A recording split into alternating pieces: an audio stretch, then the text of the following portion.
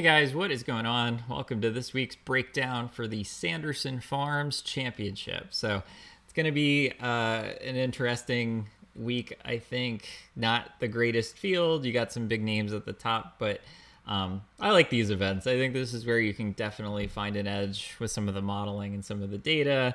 Trying to not get sucked into groupthink either. Take some, strategic pivots off of maybe guys that are being talked up around the industry. So I think there's a game theory element to this week too, so we can talk about some of that. But before we get into the Sanderson Farms breakdown, obviously the Ryder Cup was this past weekend, and it was everything I hoped for and more, except for the big payout on Draftkings. I actually was in first place of the big tournament through, I guess, like half the day Saturday. DJ ended up playing 5 matches, which was not great. Didn't expect that. That was not one of the scenarios that I played out. If that had not happened and we had Xander or Cantlay playing 5 matches, would have been a much different story. But we didn't have that, so it was still a profitable week, but could have been that much better. So we live and learn. But individual results aside, the U.S. team just completely dominated. It was awesome. It was everything I hoped for and more. So it's a great weekend of basically golf all day. So pretty exciting stuff. But now we're back into the regular event for this week. Normal kind of setup for us here at the Sanderson Farms. I will say this is probably going to be my only update video for the week, dealing with some family health stuff, some COVID stuff. So I'm going to try and pack everything I can into the next 20, 30 minutes or so, instead of breaking it up. So we'll talk about the event, we'll talk about the course, talk about key stats, talk about even just early leans in terms of ownership on DraftKings and strategy, even though you'll see in a second, still working through a lot of this. So just know that there won't be an update for me coming tomorrow. And if we get time, we'll do one over the weekend, halfway through the event as usual. So stay tuned for that. I think that's it. So without further ado, let's jump right into it. So in terms of our trying to show you guys some new things this week. So on Data Golf, there's a lot of cool tools out there. One of them that I've been using just to kind of get a sense of, and again, a lot of this correlates with the implied odds, but win probabilities of making the cut, top 20, top 10. So we do have, again, some fairly big names. I think Sam Burns he headlines the betting market. He headlines the DraftKings pricing. He is, at least according to Data Golf, most likely to win this event about 5% of the time. We'll talk about him in a second with some of the stats. I do really like him this week. I'm not sure I'm going to go crazy with him, but he's definitely someone to take a look at. Sergio, I think, on the other hand, so while he has a solid win probability based on the stats, he's coming off the Ryder Cup. Again, that may be a good ownership or leverage opportunity. He is, rating out somewhat well in the stat model, but for me, I'm probably not going to get there priced up. Will Zalatoris, Corey Connors, Sanjay M, they're all top of the price range on DraftKings and the betting market as well. I will say, just kind of initially glancing at things, I was looking at Corey Connors, really hoping to see a 30 or 40 on him. No, he's 15 to 1. So he's basically unbettable, at least from my perspective. So that was a little disappointing. I thought I was kind of ahead of the game there. Same with Will Zalatoris and Sanjay. So I'll show you in a second where I'm living with my betting card for the week. But a lot of these guys in the next tier down is really where I'm living. So guys that have kind of 2, 3, 4, really 3% win probabilities on Data Golf. They're a little bit more volatile, and you'll see that in kind of the make cut percentage. But that volatility has a lot of upside attached to it as well. So just thought I'd show you something a little bit different to start things off. So Sanderson Farms is played at the the Country Club of Jackson in Mississippi. So it's a long course. It's a par 72. It's about 7,400 yards, at least long-ish relative to maybe some of the other courses that are out there. The other thing that I've been looking at a little bit more frequently is this course fit tool on Data Golf. So you'll see basically relative to an average course or average event, what stats matter, right? So here at the Country Club of Jackson, driving distance matters a lot. Accuracy, not so much. which is actually backed up by some of the course hole-by-hole flyovers. You'll see that, like, you got some trees out here. Fairways are somewhat narrow, but, like, the rough isn't too bad. If you can just bomb it out here and give yourself good looks, you're going to be in good shape. So this course is not necessarily difficult. It's going to, I think, be a little bit more than a birdie fest. Your typical, putting is going to make or break the week. I think you can still get by with some really solid ball striking numbers, just looking at how folks performed last year. But driving distance to me is going to be the key this week. Driving distance, approach, and good putting on Bermuda. So not as much emphasis on accuracy. So not really looking at strokes gained off the tee, looking at more things from a distance perspective. So if you jump over to the model for the week, so you'll see I put in basically long irons and wedges. So key proximity distance is there. Driving distance, strokes gained approach, opportunities gained, birdie or better, par 4 scoring. So there are 6 par 4s, I believe, from 400 to 450 yards. There, it's a par 72, so there's 4 par 5s. Strokes gained putting on Bermuda. So this was kind of my stat model for the week. So with everything evenly weighted, Carlos Ortiz ends up being my number 1 golfer. So not getting into, he actually has played really well here in the past. So I like when guys who are playing well in the key stats, there's some like correlation to prior experience at the course. I think that's a really good sign that the model is identifying the right guys. So I actually did bet Carlos Ortiz at 40-1. So he's a guy that I like a lot for the week. Charlie Hoffman's coming in at number 2. I bet him as well. So I did get a 30 on him. He's been playing really well. I don't know if he's going to win. There's a lot of guys in this like 30 to say 50 range that I like, but I tried to narrow it down a little bit. So I grabbed Charlie Hoffman. Some other guys that rate out really well: Sam Ryder, Mito Pereira, who's been kind of the darling for the better part of a couple weeks, in really good form, rating out really well in the model. I didn't bet him though. I know a lot of people around the industry have. Not sure what to do with him yet. I think he obviously checks all the boxes. I think he's going to be really popular on Draftkings. Could be an opportunity to just bet him and fade it on in fantasy. So I'm not sure what I'm going to do with him yet, but I will say he rates out well in the model. The next tier down, so I'm not going to do anything with Adam Svensson. He, I think, has been playing really well in the Korn Ferry Tour. I think he made the cut at the Fortinet Championship, but I'm not sure I'm going to, again, maybe I'll regret this, but I don't really have any interest in playing him.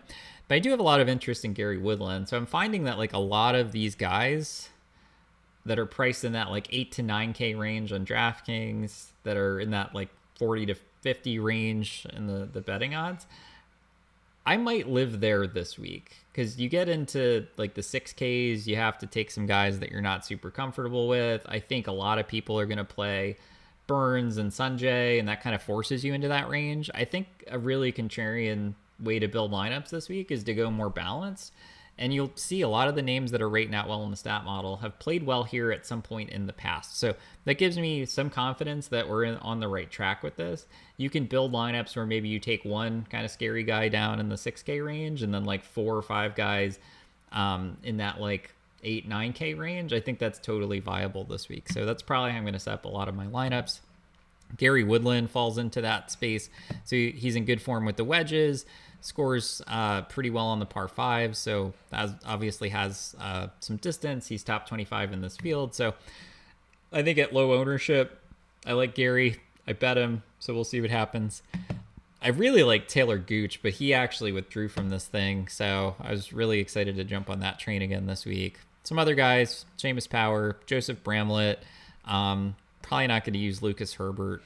I don't know. I just feel like the stats may not be reflective of his current form, because this is going to look back a little bit longer for guys that don't have a ton of PGA Tour experience. So I don't know that I'm going to lean into that very much. But another guy that I liked a lot, Henrik Norlander. So I did bet him at 150-1. He's played well here in the past.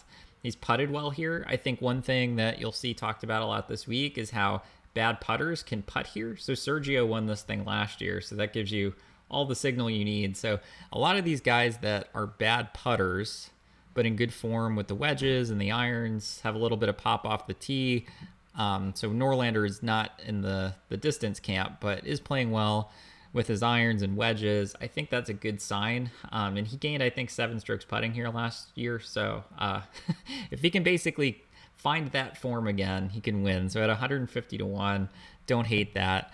Some guys a little bit further down, I did take a shot on Aaron Wise. He's a guy that, again, good wedge player, has some distance. Think that makes a lot of sense, so I grabbed him as well. Some guys that I'm not on this week. So we mentioned Sergio. I'm not a big Harold Varner fan this week, and a lot of that has to do with how he's been getting it done. So he does have some strong recent results, but for me, a lot of it is, well, not for me, from the stats, a lot of it has been accomplished through the putter. His iron game has not been as good form. I think he could carry some ownership off of the strong results. So I'm not going there this week. Same thing. Sebastian Munoz looked completely broken last week. I'm going to need to take a wait and see on him. Not last week at the Fortinet Championship. He was my favorite play at the Fortinet, and he missed the cut. He was like 12 over par and just completely sucked. So that could scare people off. And I'm sure he won't be that bad again here at a course that he's won before. So he could be a good leverage play on Draftkings. So I may end up having him in my player pool, but I'm not going to go super heavy on it. Another guy that I really like, Keegan Bradley. I think he's 35 to 1. I did bet it because I'm a sucker for Keegan and I'm just riding the ball striking for him. But he did play well here last year as well. Some other guys to take a shot on, Matthew Neesmith. He's a guy that is checking the boxes in terms of wedge play. He's another guy that played fairly well here last year as well. I'm not going to bet him, but just giving you guys some cheap options to look at. Same thing with Bronson Burgoon. These are the guys that I would probably be looking at in the kind of cheaper end of the spectrum this week. You'll see that like guys like Sam Burns, Sungjae Im, they're not rating out the best in the stat model, but they've both played well here before in the past. At least in terms of results and kind of strength of field, these guys are cream of the crop. So I will have some exposure to these guys, but I'm probably going to go heaviest with my exposure in that like low 8K range, like I said. So get some exposure to guys like Corey Connor, Sam Burns, Sungjae on DraftKings, but really just kind of spread it out up there and really anchor on these like low 8K, high 7K guys that I like a lot.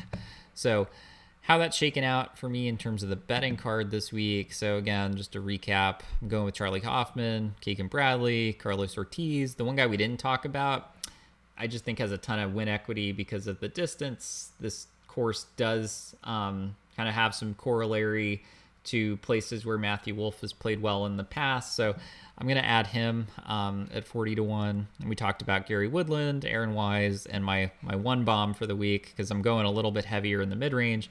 Just one bomb, Henrik Norlander. So I'll have 4 units in play.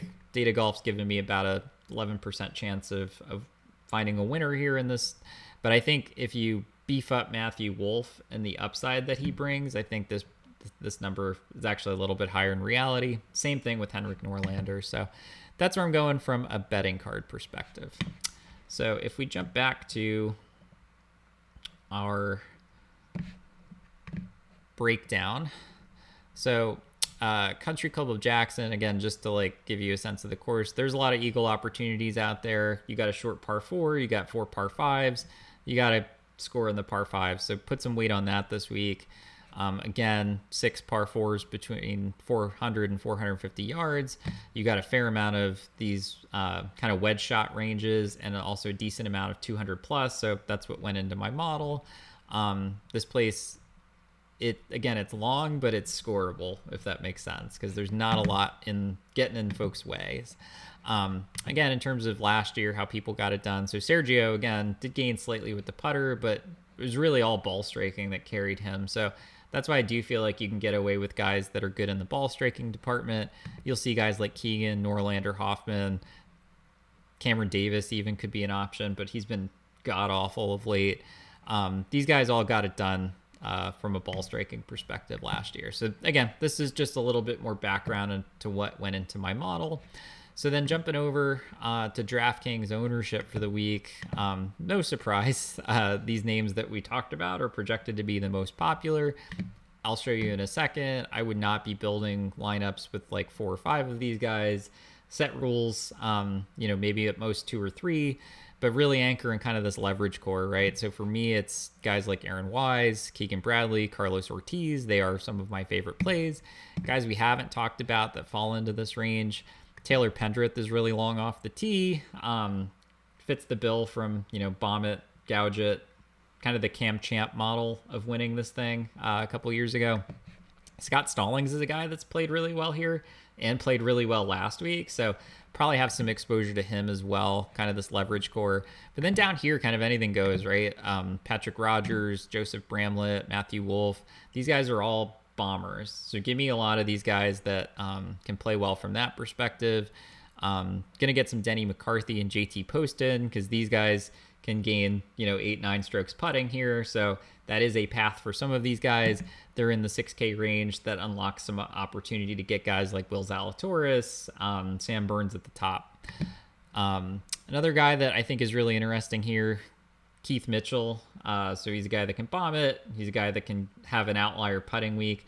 I wouldn't go crazy with some of these guys because they're not rating out the best in the stat model, but there is a path for them, right? So you're kind of leaning into the volatility here a bit. Guys like Camilo Villegas, Matthew Neesmith, these are all cheap guys. I'm probably just going to get, 10, 12% exposure to all of these cheap guys, kind of spread it out in the 6K range. So that is basically my rundown for the week. Again, I'm still kind of working through this on DraftKings. I'm going to be entering the small dollar tournament, max entering that. Again, always a good idea to leave salary on the table. Always a good idea to kind of mix it up a little bit with your lineup, so you're not like building lineups where 5 guys are the same for 10 lineups, right? And then only one guy is different. So mix it up that way. And then I'll build some rules to basically not grab too many of these high-owned guys in the same lineup. So more to come on this. If I get to put an update out here tomorrow, I'll do it, assuming all good on the family health front. But most likely this is going to be it for me ahead of the tee off of the Sanderson Farms bright and early on Thursday. So I know this was kind of a quick fly through rundown, but hopefully you guys took something from this. As always, likes much appreciated. Subscribe to my channel. Shout outs in the comments are much appreciated as well.